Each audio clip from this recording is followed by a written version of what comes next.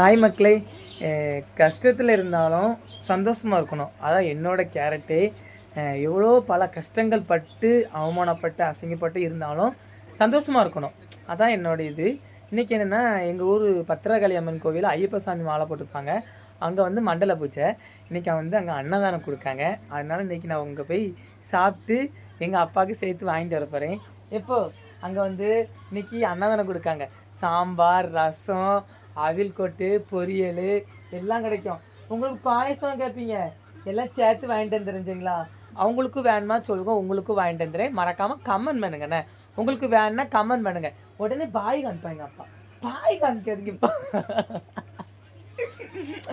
இப்போ பாய் காமிக்க. கமெண்ட் பண்ணுங்க சொல்லுங்க, கமெண்ட் பண்ணுங்க சொல்லுங்க, கமெண்ட் பண்ணுங்க, கமெண்ட் பண்ணுங்க.